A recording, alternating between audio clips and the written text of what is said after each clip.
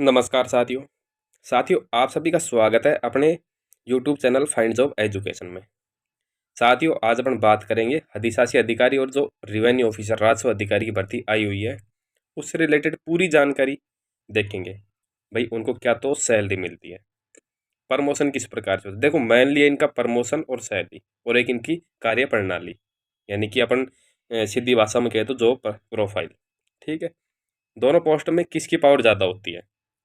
देखिए टाइम बहुत ज़्यादा लंबा है, अभी एग्ज़ाम आपकी मई 2023 के अंदर है। आप पढ़ोगे, ठीक है, समय ज़्यादा इसलिए डिमोटिव होगे, फिर किताबें रख दोगे।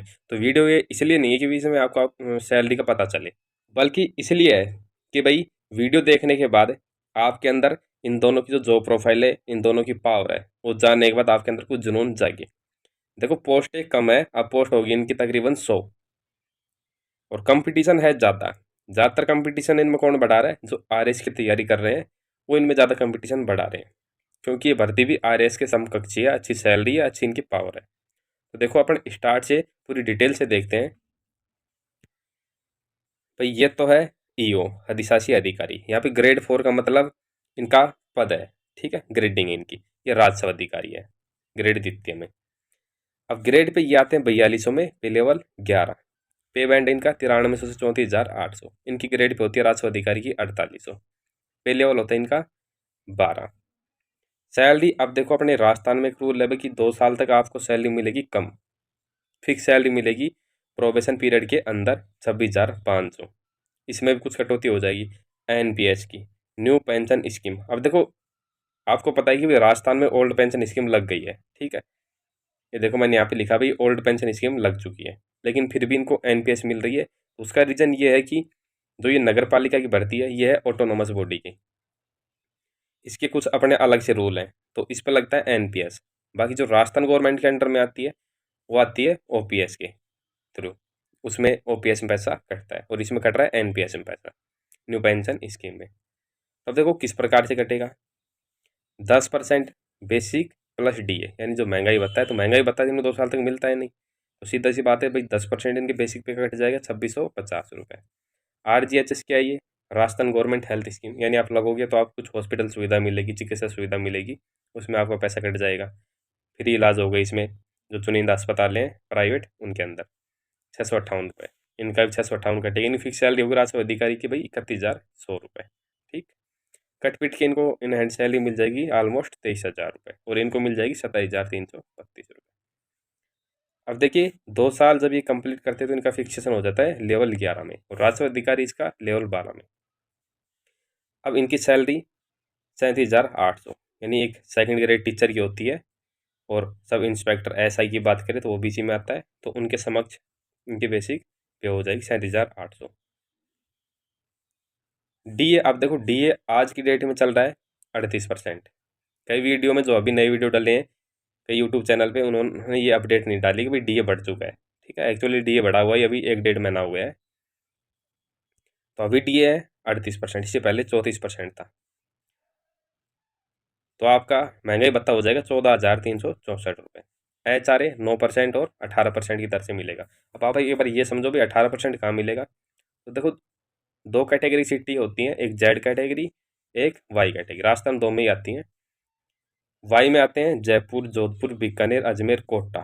इनका सिटी एरिया, ये ध्यान रखना, जो शहरी क्षेत्र है वो आता है इनके अंदर सिटी एरिया। तो इनको मिलेगा HRA 18%, और बाकी जो ग्रामीण एरिया है या अदर सिटीज़ हैं, अदर डिस्ट्रिक्ट है, उनमें मिल जाएगा 9% HRA। ठीक, साथ में जो सिटी एरिया है, वाई कैटेगरी सिटी है, वहाँ पे इनको एक चीज़ और मिलेगी, सीसी अलाउंस, शहरी क्षतिपूर्ति भत्ता। ठीक है, 1,000 रुपये समथिंग मिलता है, ये 1,000 रुपये मिलता है। एक्स्ट्रा अलाउंस की बात करें तो देखो एक्स्ट्रा अलाउंस इनको ज़्यादा नहीं मिलता है दोनों को ही। हाँ, जब इनका प्रमोशन हो जाता है अगली ग्रेड पे ये ध्यान रखना। जैसे ये भैया अब है 4800 ग्रेड पे में, तो इनका जब प्रमोशन हो जाता है अगली ग्रेड पे तब इनको वाहन सुविधा और मिल जाती है। ठीक है, गाड़ी की सुविधा, टेलीफोन सुविधा, एक दो सुविधाएं और मिल जाती हैं, लेकिन इस ग्रेड पे नहीं मिलती हैं। ट्रैवलिंग अलाउंस की बात करें तो इनको आने, जैसे भैया अधिशासी अधिकारी है, ठीक है, तो इसको फील्ड में यदि निरीक्षण पे जाना है तो इसको गाड़ी मिलेगी, ऑफिस लेवल पे मिलेगी गाड़ी निरीक्षण के लिए। अगर ये बाहर जाता है, ठीक है, खुद ही गाड़ी से जाता है, तो इसको जो भी टीए बनता है पर डे के हिसाब से वो मिल जाएगा। जैसे कोटा जाता है, बीकानेर जाता है, वही राजस्व अधिकारी इस पर लागू होता है, सेम रूल। तो भाई इनकी ग्रोथ सैलरी हो जाएगी 55,566 रुपये, और जब 18% एच मिलेगा तब 58,968 रुपये, और इनकी ग्रोथ सैलरी 69,108। डिडक्शन की बात करें तो देखो, ओपीएस में पैसा नहीं कटेगा, इनका कटेगा एनपीएस में पैसा 10%। अब ये बेसिक पे और डीए दोनों का कटेगा। एसआई में इनका स्टेट इंश्योरेंस है, इसमें कट जाएगा 2200 रुपये। अब देखो एक चीज ध्यान देना भी, जो एसआई है स्टेट इंश्योरेंस का पैसा है, इस पर गवर्नमेंट की तरफ से इंटरेस्ट लगता रहता है, ब्याज लगता रहता है। इसको आप इकट्ठा होने पर बीच में भी कटवा सकते हैं, और रिटायरमेंट के टाइम पे आपको पूरा मिल जाता है। वही आरजीएसएस में कटेगा। टोटल कटौती होने के बाद आपके खाते में ये तनख्वाह आ जाएगी 2 साल के बाद में, और राजस्व अधिकारी खाते में 56,150 रुपये।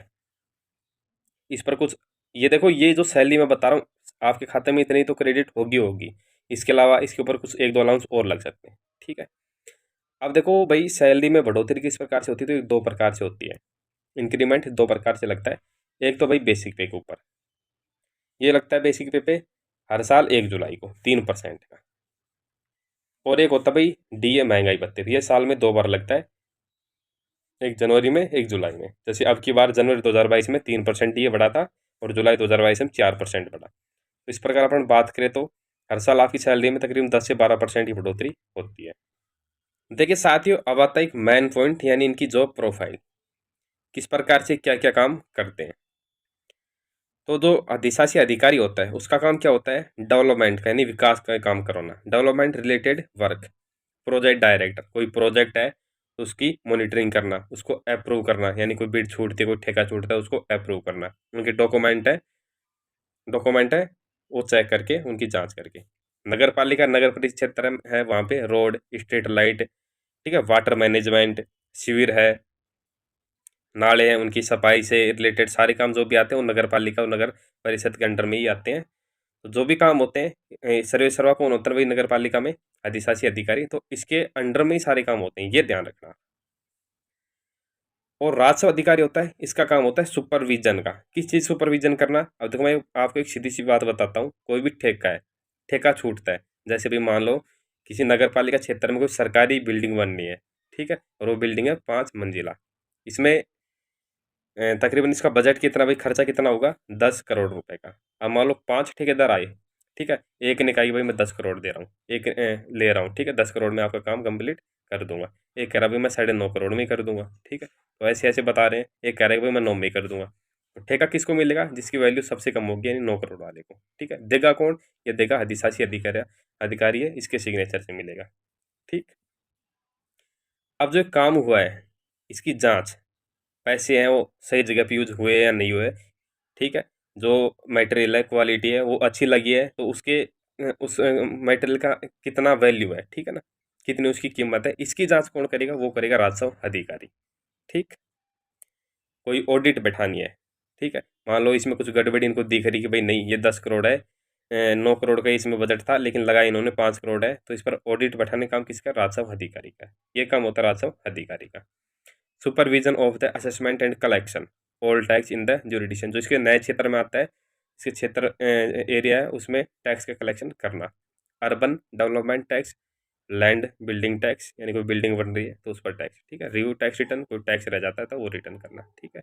कोई आवासीय भूखंड, कोई रजिस्ट्री हो रही है तो उस पर जो भी टैक्स लगता है वो टैक्स सारे आते हैं राजस्व अधिकारी के अंडर में। और जो निर्माण कार्य आते हैं, ठीक है, बिड आते हैं, वो आते हैं अधिशासी अधिकारी है इसके अंडर में। ये देखो ये फ्रीडम होते हैं, सर्वे सर्वा होता है अधिशासी अधिकारी, लेकिन इनके ऊपर होता है कमिश्नर। जो राजस्व अधिकारी है इनके ऊपर एक कमिश्नर और बैठता है हर डिपार्टमेंट में।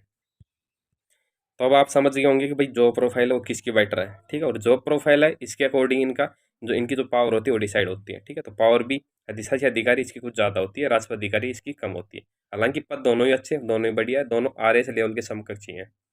क्वार्टर की बात करें तो क्वार्टर दोनों को नॉर्मली मिल जाता है, क्योंकि इनका अच्छा पद है, गजेटेड लेवल का पद है।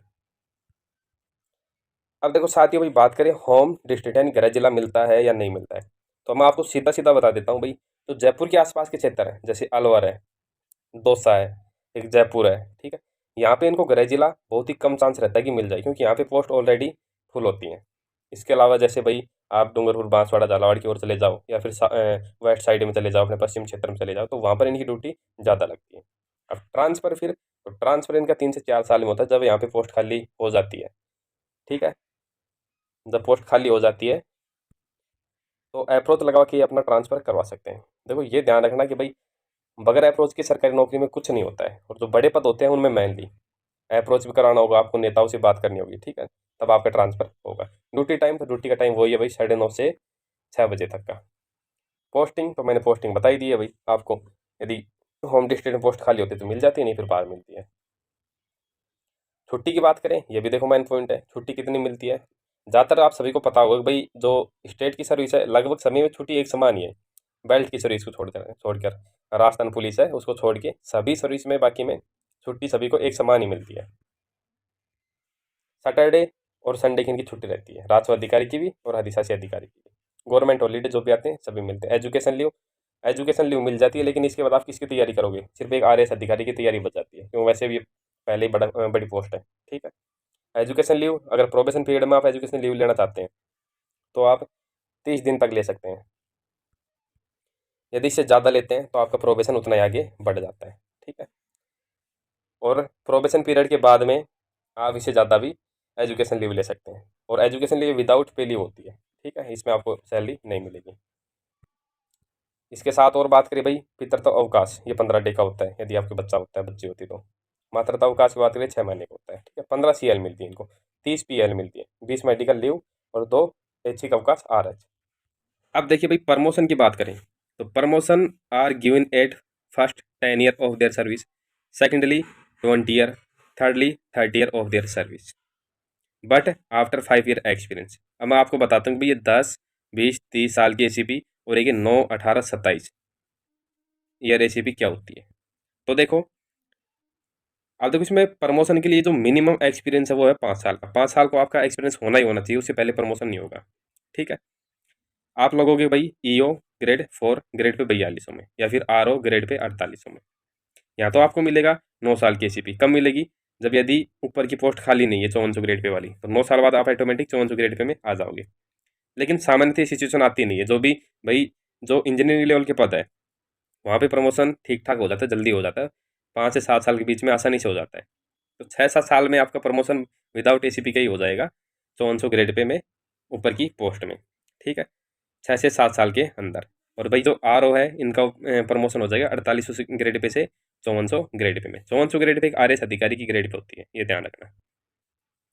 इसके बाद वो ये भाई 7 से 8 साल में इनका प्रमोशन हो जाएगा एग्जीक्यूटिव ऑफिसर ग्रेड 2, यानी 6000 ग्रेड पे में, सेक्रेटरी ऑफ म्यूनसिपल काउंसिलिंग जो नगर निकाय है उसके अंदर। ठीक है, इसके वही 7 से 8 साल बाद इनका प्रमोशन हो जाता है आयुक्त के कमिश्नर के पद के ऊपर, म्यूनसिपल काउंसिलिंग नगर निकाय के अंदर। इसकी ग्रेड पे कितनी होती है, इसकी होती है भाई 6600 ग्रेड पे। तो देखिए साथियों, बहुत ही अच्छी सर्विस है, बहुत ही बढ़िया सर्विस है। यदि आप तैयारी कर रहे हैं तो पूरा मन और दिमाग लगा के अच्छी तैयारी करो जुनून के साथ। साथ ही देखो पूरी जानकारी मैंने इसमें 1 बाय 1 करके डिटेल से दी है। फिर भी यदि कोई जानकारी अधूरी रह गई हो तो आप कमेंट करके जरूर पूछ सकते हैं। धन्यवाद।